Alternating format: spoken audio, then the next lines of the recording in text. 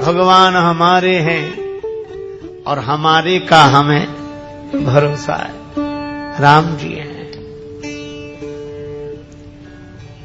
एक बात सुनाऊं मैं, ममता की बात सुनाऊं। वृंदावन में एक महात्मा घूमते थे, जिन्हें देखकर लोग कहते थे जज साहब आ रहे हैं, जज साहब आ रहे हैं। 30 वर्ष पुरानी घटना है। तो एक संत से किसी ने पूछा कि इनको जज साहब क्यों कहते हैं? तो कहा कि ये साधु अब हो गए, पहले जज थे, पुराना नाम अभी भी चल रहा है।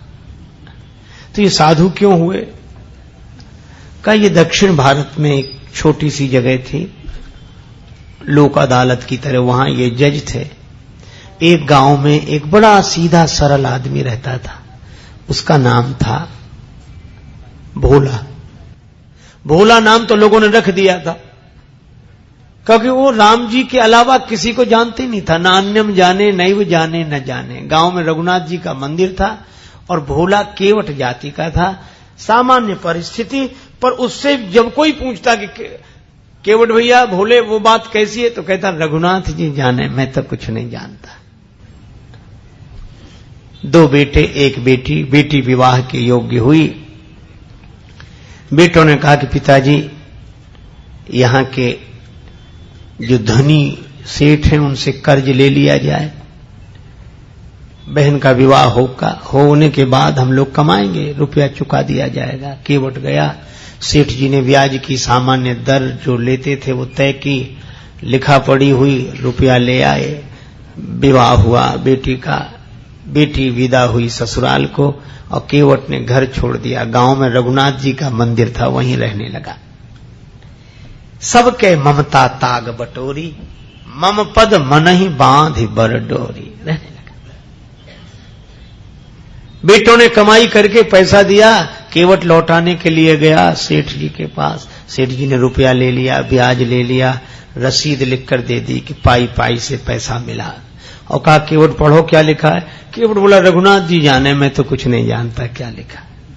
सेठ जी के मन में पाप आया कि इससे दोबारा पैसा लिया जा सकता है, तो बोले ये कागज हमें दे दो, तुम जरा पानी ले आओ। वो 1 गिलास पानी लेने गया, सेठ जी ने वो रसीद छिपा के रख ली। फाड़ते तो शक होता, एक कागज पर ऐसे ही कुछ लिख कर दे दिया, बोलिए तुम्हारी रसीद।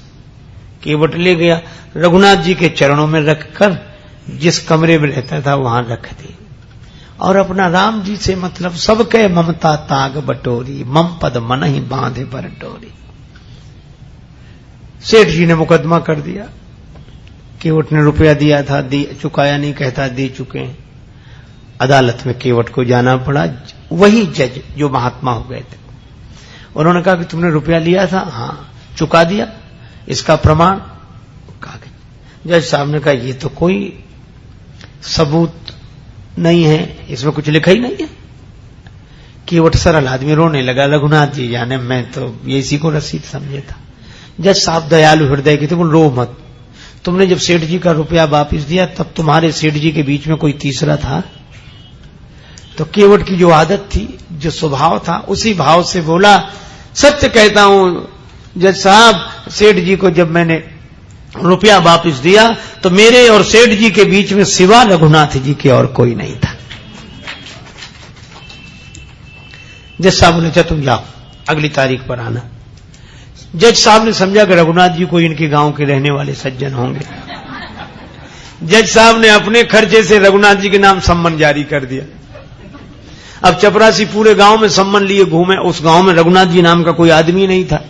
चपरासी तो परेशान हो गया। एक ने कहा रघुनाथ जी का मंदिर जरूर है, बोले वही बताओ। गया चपरासी, पुजारी बाहर बैठे थे। चपरासी को देखा, क्या बात है, सम्मन दिया, रघुनाथ जी का मंदिर यही है? हाँ लो। पुजारी जी समझ गए, मन ही मन सोचने लगे कि जब भगवान ने मंगा ही लिया तो हम वापिस काहे करें। हस्ताक्षर पुजारी जी ने कर दी। चपरासी समझा यही रघुनाथ जी हों। पुजारी जी ने सम्मन रघुनाथ जी के चरणों में रख दिया और आंखों में